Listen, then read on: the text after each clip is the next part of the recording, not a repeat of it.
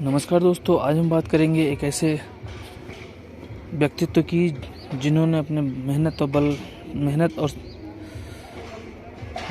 और कर्म के बलबूते सफलता हासिल की। जी हाँ, बात कर रहे हैं क्रिस गार्डनर। जानिए कि कैसे एक अनाथ ने तय किया सेल्समैन से लेकर अरबपति बनने का सफ़र। जीवन में सफलता पाने के लिए कड़ी मेहनत करना आवश्यक है। इस कहावत से हम सभी भली-भांति परिचित हैं, लेकिन समाज में कुछ ही लोग ऐसे होते हैं जो इस कहावत को पूर्णतः सत्य साबित कर पाते हैं। अर्थात जीवन को काफ़ी संघर्षपूर्ण तरीके से व्यतीत करने के पश्चात उन्हें जीवन में सफलता मिलती है। इन्हीं में से एक है अमेरिका के जाने माने अरबपति क्रिस गार्डनर, जो कि एक सफल वक्ता, उद्यमी, लेखक और व्यापारी के तौर पर भी जाने जाते हैं। इसका संपूर्ण जीवन चरित्र वर्तमान और आने वाली पीढ़ी दोनों के लिए प्रेरणा स्रोत है। ऐसे में हमारा आज का यह लेख उन लोगों के लिए लाभदायक रहने वाला है जो जीवन में कड़ी मेहनत करके सफल होना चाहते हैं या संघर्ष करने के बाद भी सफलता के लिए प्रयासरत है। क्योंकि क्रिस गार्डनर की जीवनी से हमें यही शिक्षा मिलती है कि लाख परेशानियों के बावजूद हमें जीवन में आगे बढ़ने के लिए सदैव कोशिश करते रहना चाहिए। तो चलिए अब जानते हैं क्रिस गार्डनर के जीवन की संघर्षपूर्ण कहानी के बारे में। क्रिस गार्डनर का बचपन बीता था काफ़ी अभावों में। 9 फरवरी साल 1954 को क्रिस गार्डनर का जन्म अमेरिका के मिलवाकी, विस्कॉन्सिन में हुआ था। इनका पूरा नाम क्रिस्टोफर पॉल गार्डनर है। इनके पिता थॉमसन टर्नर की मृत्यु के बाद इनकी माता बेट्टी जी ने फ्रेडे ट्रिपलेट नाम के व्यक्ति के साथ शादी कर ली थी। साथ में क्रिस गार्डनर की 3 बहनें हैं, जिनमें से एक बड़ी बहन ओफेलिया पहले पिता की संतान और 2 छोटी बहनें शेरोन और किम्बरली हैं। इनके सौतेले पिता इनकी माता को शारीरिक रूप से काफ़ी प्रताड़ित किया करते थे, जिससे इनका बचपन काफ़ी प्रभावित हुआ था। इतना ही नहीं, एक बार जब इनकी माता अपने पति के अत्याचारों से बहुत परेशान हो गई, तब उन्होंने अपने पति को जिंदा जलाने की कोशिश की। इसके बाद पुलिस ने क्रिस की माता को गिरफ्तार करके उन्हें जेल में डाल दिया, जिसके बाद क्रिस और उनकी बहनों ने अपना सारा जीवन माता पिता के बिना ही व्यतीत किया। माता पिता के अभाव में क्रिस और उनकी बहनों को बाल गृह भेज दिया गया, जहाँ उन्हें अनाथों की भांति जीवन व्यतीत करना पड़ा। हालांकि क्रिस गार्डनर अपने बचपन के बारे में बताते हुए अपने 3 मामाओं आर्चिबाल्ड, बिली और हेनरी का भी जिक्र करते हैं, जिन्होंने काफ़ी प्रेम और स्नेह दिया। इन तीनों में से क्रिस अपने मामा हेनरी से काफ़ी प्रभावित थे, जो कि अमेरिका नौसेना में कार्यरत थे। क्रिस गार्डनर बचपन से ही काफ़ी शांत और सौम्य स्वभाव के थे, लेकिन जीवन के उत्तरार्ध में वह कई सारी गलत आदतों का शिकार हो गए थे, जिसमें शराब पीना और ड्रग आदि सम्मिलित है। लेकिन क्रिस गार्डनर को जब ये स्वयं अनुभव हुआ कि उन्हें जीवन को यूं व्यर्थ नहीं गंवाना है, तो उन्होंने जीवन में सफलता पाने के लिए सदा शराब, ड्रग्स, अशिक्षा, भय और घरेलू अपमान से बचने की ठानी और अपनी माता के कहे प्रेरक वचन को जीवन का सच मान लिया, जो कि निम्न प्रकार से है। आपको केवल स्वयं पर निर्भर रहना है। आपको आगे बढ़ने के लिए कोई घुड़सवार सेना नहीं आएगी।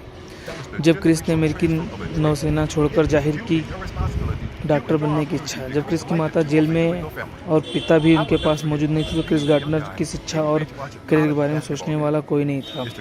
जिस कारण क्रिस गार्डनर को जीवन में आगे क्या करना है इसका कोई ज्ञान नहीं था। लेकिन Chris Gardner Martin Luther King के अश्वेत व्यक्तियों के प्रति विचारों से काफ़ी प्रभावित थे, जिसके बाद वह भी अमेरिका में रंगभेद जैसे मुद्दों के खिलाफ अपनी राय बनाने लगे। इस दौरान उन्होंने राग और संगीत में भी अपनी विशेष रुचि दिखाई। इसके अलावा जब क्रिस गार्डनर ने अपने मामा हेनरी को अमेरिकी नौसेना में काम करते देखा, तो उन्होंने भी नौसेना में जाने की ठानी, जिसके बाद अपनी आरंभिक शिक्षा पूरी करने के पश्चात क्रिस गार्डनर नौसेना में भर्ती हो गए, जहां उन्होंने काप्समैन के तौर पर एक लंबे समय तक काम किया।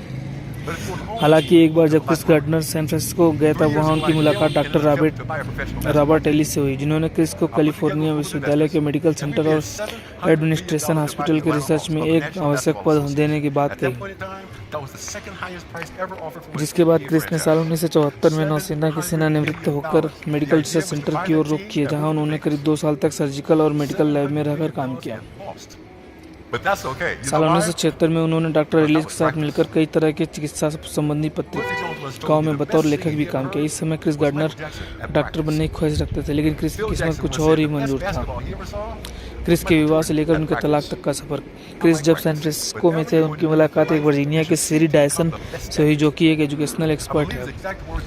उनसे क्रिस गार्डनर की दोस्ती काफ़ी लंबे समय तक रही, जिसके बाद दोनों ने शादी करी। लेकिन शादी के कुछ दिन बाद ही क्रिस ने अपने मेडिकल करियर को अलविदा कर दिया। उनको लग रहा था कि वो इस क्षेत्र के लिए नहीं बने हैं। इसके बाद उन्होंने अपनी पत्नी शेरी ने भी उनसे दूरी बना ली और 1986 में उन दोनों का तलाक हो गया। इस दौरान क्रिस गार्डनर को जैकी मेडिना लिंडा नाम की एक डेंटिस्ट से प्रेम हो गया। उसके बाद क्रिस ने मेडिना से शादी कर ली, जिससे उनका एक बेटा क्रिस्टोफर जैरेट मेडिना गार्डनर हुआ। सूत्रों के अनुसार इनकी एक बेटी जो सिंदा डार्लिन भी थी। क्रिस अपनी दूसरी शादी के दौरान एक रिसर्च लैब में बतौर असिस्टेंट कार्यरत थे, जहां मिलने वाले वेतन से घर चलाना क्रिस के लिए काफ़ी कठिन था, जिसके बाद उन्होंने एक मेडिकल सेल्समैन के तौर पर काम करना शुरू कर दिया।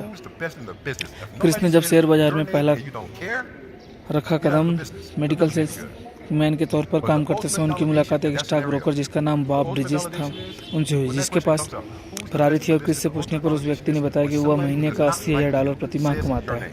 क्रिस उस व्यक्ति की बात से काफ़ी प्रभावित हुए। इसके बाद क्रिस गार्डनर ने भी शेयर बाजार में आगे बढ़ने की ठान ली, लेकिन क्रिस की वह यात्रा भी कहाँ आसान होने वाली थी। ऐसे में जब क्रिस ने शेयर बाजार से जुड़ी कंपनी में ट्रेडिंग लेने का फैसला किया तो वहाँ इंटरव्यू से एक दिन पहले गलत जगह गाड़ी खड़ी करने के आरोप में क्रिस को जेल में डाल दिया गया, जहां से निकलने के बाद क्रिस तुरंत ही अपनी कंपनी में इंटरव्यू देने के लिए पहुंच गया। वहां सब लोग उनके गंदे कपड़े और हालत को देखकर आश्चर्य में पड़ गए और इंटरव्यू ले रहे व्यक्ति ने भी उनको टोक दिया, जिस पर क्रिस ने उन्हें सारी कहानी बताई, कैसे वह इंटरव्यू में से एक दिन पहले जेल में पहुंच गया और वहां उन्हें इतना भी वक्त नहीं मिला कि वह अपने कपड़े भी बदल देते। लेकिन उन्हें शेयर बाजार में काम सीखना था, इसलिए वह किसी और की बात की चिंता किए बिना इंटरव्यू देने आ गए। इंटरव्यू ले रहा व्यक्ति क्रिस की बातों से काफ़ी प्रभावित हुआ और उन्हें ट्रेनिंग के लिए चुन लिया गया। हालांकि शेयर मार्केट की ट्रेनिंग के दौरान उन्हें काफ़ी कम वेतन मिलता था, जिससे खर्च चलाना क्रिस के लिए काफ़ी मुश्किल हो रहा था। इसी कारण क्रिस की पत्नी उनके बेटे और उनके पास छोड़कर हमेशा के लिए चली गई। इस दौरान उन्होंने अपने बेटे की देखरेख के लिए उनसे एक चाइल्ड सेंटर में भेज दिया गया, जिससे लालन पोषण की जिम्मेदारी भी क्रिस पर थी। इस वजह से क्रिस एक तरफ अपनी पेशेवर तो दूसरी तरफ अपनी निजी जिंदगी में काफ़ी सारी चुनौतियों का सामना कर रहे थे।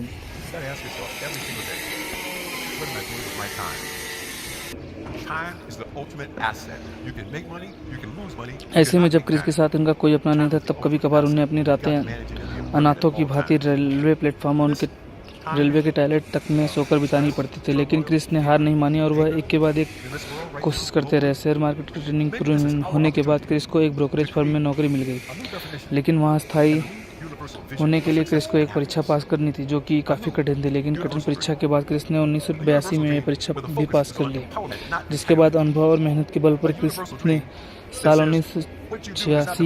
87 में ब्रोकरेज फर्म इलिनियोस शिकागो में खोल ली, जिसमें क्रिस गार्डनर के अकेले ही भागीदारी 75% थी। इसके बाद क्रिस गार्डनर ने $10,000 की पूंजी लगाकर एक अन्य कंपनी की शुरुआत की, जिसकी हिस्सेदारी बेचने के बाद क्रिस साल 2006 में इंटरनेशनल होल्डिंग्स के CEO बने।